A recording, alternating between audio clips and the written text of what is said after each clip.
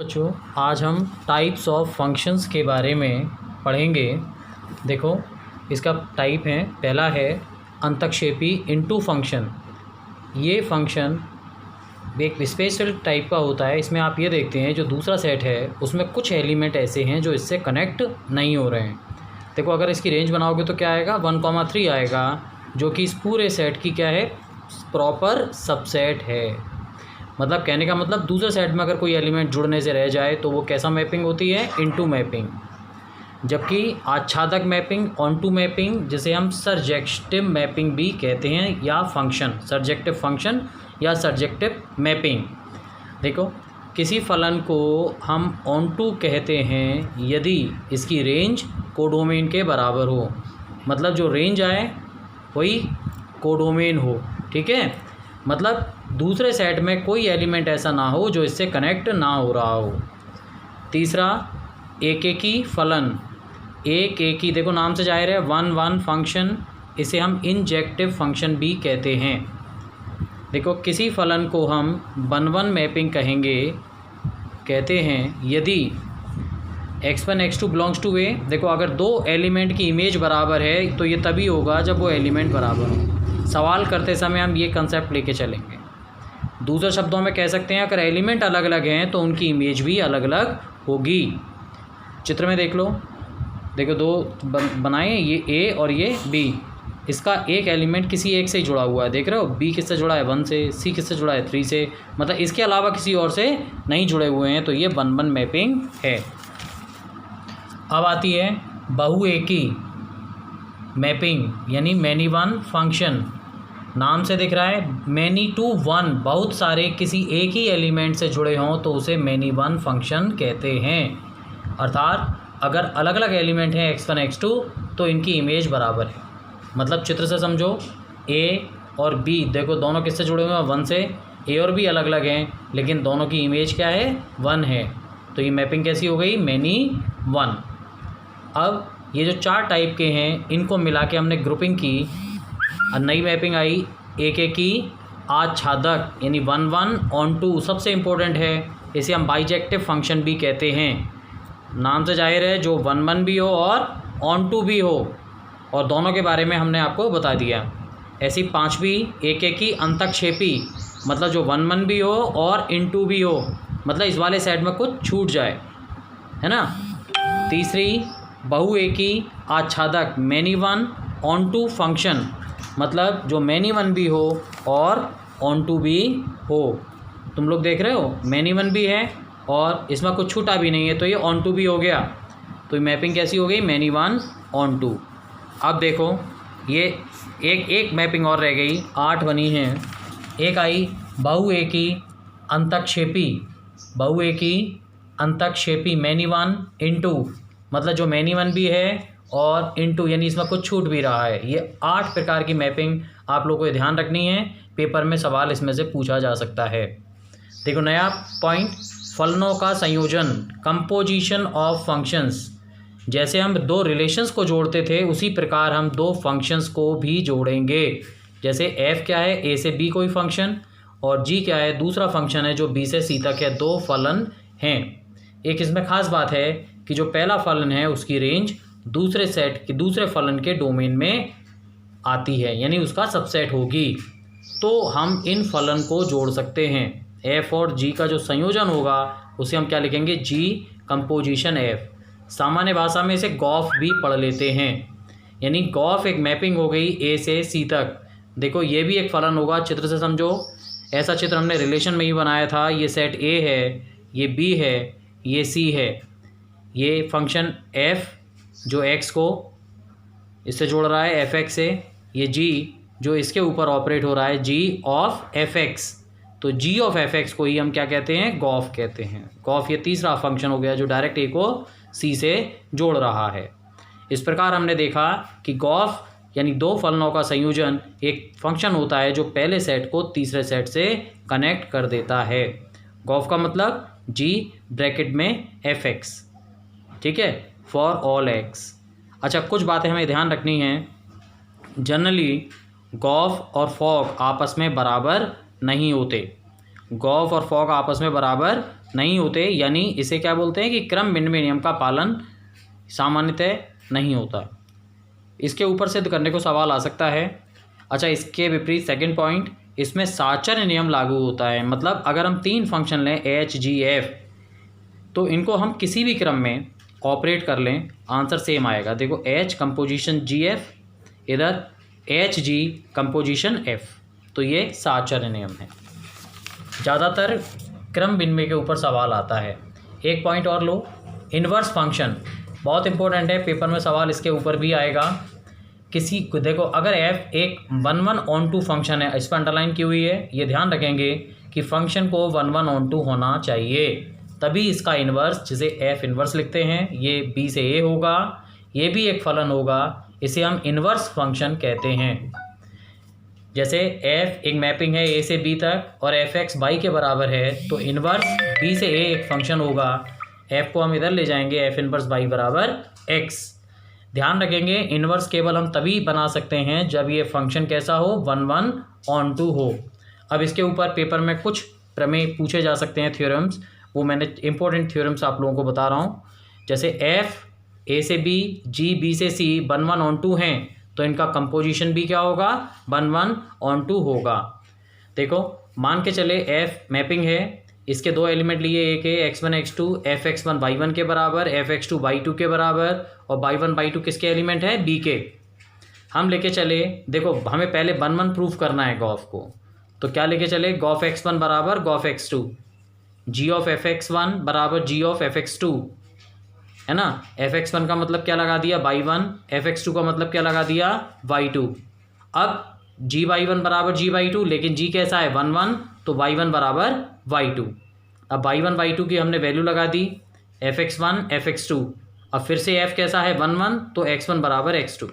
तो हम क्या लेके चले थे, गॉफ की इमेज बराबर लेके चले थे 2 एलिमेंट की, और हमने दिखा दिया वो एलिमेंट भी बराबर हैं, इसीलिए गॉफ कैसा है, 1/1 फंक्शन है। अब हमें दिया है एफ और जी दोनों ऑन2 हैं, है ना, तो ए की इमेज बी के बराबर और इसकी जी की इमेज सी के बराबर होगी। मतलब एफ की इमेज एफ ए बराबर बी और जी बी बराबर सी। देखते हैं गॉफ की इमेज किसके बराबर होगी। गॉफ ए हम लेके चले, गॉफ ए का मतलब जी ऑफ एफ ए को हमने बी कहा है और जी बी काय के बराबर हुआ, सी के, यानी गॉफ ए बराबर किसके, सी के, तो गॉफ भी कैसा हो गया बच्चों, ऑन2। इस प्रकार हमने देखा गॉफ एक 1/1 भी है और ऑन2 फंक्शन भी है। बहुत इंपॉर्टेंट प्रमेय है ये। नेक्स्ट थ्योरम, अगर f 1/1/2 है तो हमें ये दिखाना है कि जो इसका इन्वर्स फंक्शन होगा वो यूनिक होगा, अद्वितीय होगा। मतलब किसी फंक्शन का एक ही इन्वर्स होता है। जैसे f 1/1/2 है और g मान लिए इसके 2 इन्वर्स फंक्शन हैं। इन्वर्स ये g और h 2 अलग अलग इन्वर्स हैं। मतलब अगर मैं कोई एलिमेंट b का ले लूँ y, तो उसके ऊपर अगर मैं g लगाऊंगा तो x1 आंसर आएगा और h लगाऊंगा तो वो x2 आंसर आएगा y का। ठीक है, अब देखो ये मन में समझो g का मतलब f इनवर्स है, तो ये इधर गया तो क्या हुआ, f x1, तो यहाँ से आ गया f x1 बराबर y, और इसके हिसाब से आ गया f x2 बराबर y। ये भी y ये भी y, तो दोनों बराबर हो गए। लेकिन f कैसा है, 1/1, तो f हट गया x1 बराबर x2। अब x1 x2 की फिर से हमने वैल्यू लगा दी, gy बराबर hy, gy बराबर hy अर्थात g बराबर h। इसका मतलब जो इन्वर्स फंक्शन है वो कैसा होता है, यूनिक होता है, यानी किसी फंक्शन का इन्वर्स केवल एक ही हो सकता है।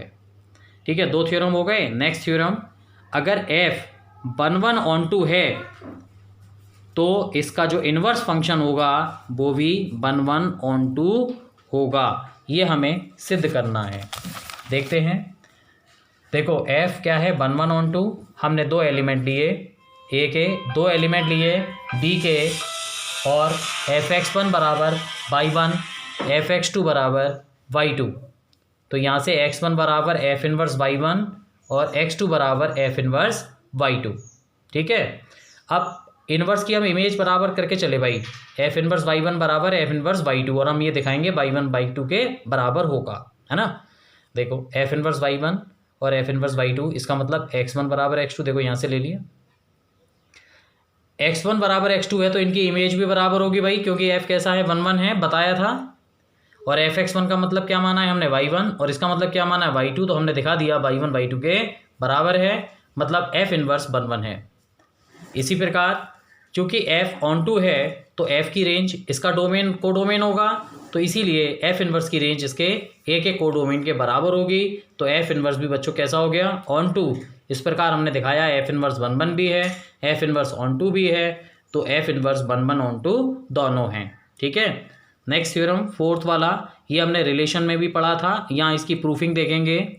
देखो f और g, f a से b है, g b से c है, ये 1 1 ऑन टू है, तो हम ये दिखाएंगे कि गॉफ का इन्वर्स इनके रिवर्स ऑर्डर में इन्वर्स के कंपोजिशन के बराबर होता है, मतलब गॉफ इन्वर्स बराबर एफ इन्वर्स कंपोजिशन जी इन्वर्स। देखो अगर हमें इसको इसका इन्वर्स दिखाना है तो क्या करेंगे, गॉफ का कंपोजिशन लेंगे एफ इन्वर्स और जी इन्वर्स के साथ, और दिखाएंगे ये क्या आएगा बेटा, आइडेंटिटी। जैसे मल्टीप्लाई में बना आता है ऐसे यहाँ आइडेंटिटी आएगा। देखते हैं, अब क्योंकि पढ़ चुके हैं एसोसिएटिव लॉ होता है साचर्य नियम, तो एफ और एफ को हमने इन्वर्स को हमने कंबाइन कर लिया। एफ और एफ इन्वर्स का कॉम्बिनेशन, देखो इन्वर्स का काटोगे तो क्या आएगा, आइडेंटिटी आ गई, ये कुछ नहीं है, जी कंपोजिशन आई, और ये जी इन्वर्स ये वाला। अब आई का वो कंपोजिशन जी के साथ लोगे तो बेटा वो जी आएगा, कंपोजिशन जी इन्वर्स है ना, मतलब आई का वही काम है जो मल्टीप्लाई में 1 का काम होता है। अब जी और जी का इन्वर्स किसके बराबर आ गया, आई के बराबर। हमने ये दिखाया कि अगर मैं गॉफ को एफ इन्वर्स और जी इन्वर्स के कंपोजिशन के साथ लेता हूँ तो आंसर क्या आता है, आइडेंटिटी। इस प्रकार देखो अब उल्टा लेके चलेंगे, इसको इसके साथ लेके चलेंगे, देखते हैं क्या आता है।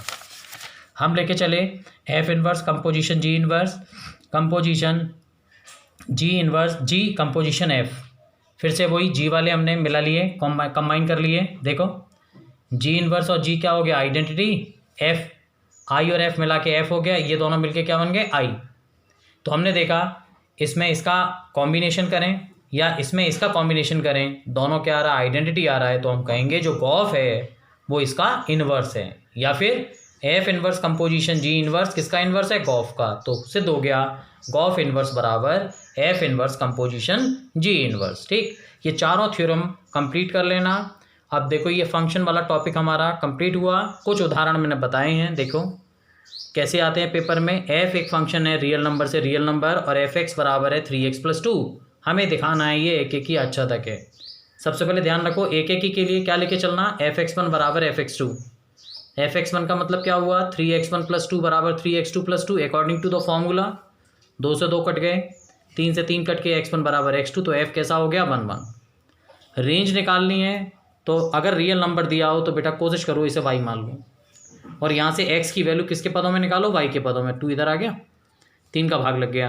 अब y - 2/3 कुछ भी होगा, ये रियल नंबर तो आएगा अगर y रियल नंबर है तो अब इसके बाद एक्सप्लेन करने के लिए 2 गोले बनाओ, ये पहला सेट ये दूसरा सेट। ये y है, हमने ये दिखा दिया किससे जुड़ा है, ये y - 2/3 से। तो हमने ये दिखाया कि इसका कोडोमेन का प्रत्येक अवयव y डोमेन के अवयव y - 2/3 से कम संबंधित है, मतलब इसमें कोई एलिमेंट छूटेगा नहीं। तो मैपिंग कैसी हो गई, आच्छादक हो गई। तो प्रूफ कर दिया ये मैपिंग कैसी है, एफ एक एक ही है यानी 1 1 है और आच्छादक है।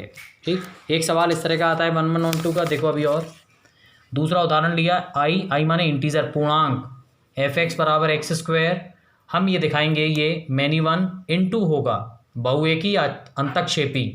तो एक बात याद रखना, जब भी इवन पावर हो जैसे x² है, x4 आ जाए सभी में, तो एक माइनस का ले लो एक प्लस का ले लो। देखो इंटीजर में तो माइनस प्लस दोनों आएंगे। f - 2 की वैल्यू -2 का स्क्वायर 4, f2 फॉर्मूले में लगा दो, 2 का स्क्वायर कितना 4। तुम देख रहे हो -2 और 2 अलग अलग हैं लेकिन इनकी इमेज क्या है, बराबर हैं, तो f कैसा हो गया, मैनी 1। अब ये स्पेशल है, स्क्वायर है ना, तो अब इसे y मानने की ज़रूरत नहीं है। हम ये जानते हैं कि x² हमेशा 0 या 0 से बड़ा होगा, है ना। और निकालना चाहे रेंज तो निकाल सकते हैं, क्योंकि हमें जो सेट दिया है वो कैसा है, इंटीजर है, पूर्णांक है। और पूर्णांक हम जानते हैं 0 लगाएंगे तो 0 का स्क्वायर 0, 1 लगाएं या -1 लगाएं तो उसका स्क्वायर 1, -2 या +2 का 4 निकाल के देख चुके हो। ऐसे ही 3 का -3 का 9, ऐसे ही चलता जाएगा। तुम देख रहे हो इसमें 0 आ रहा है, 1 आ रहा है, बीच के इंटीजर नहीं आए, 2 3 नहीं आए, है ना। इसका मतलब ये जो रेंज है वो पूर्णांकों की क्या है, प्रॉपर सबसेट है। तो f कैसा हो गया, इनटू मैपिंग। ठीक है, जितने एग्जाम्पल करोगे रेंज निकालने के तरीके आप लोगों को पता चलते जाएंगे।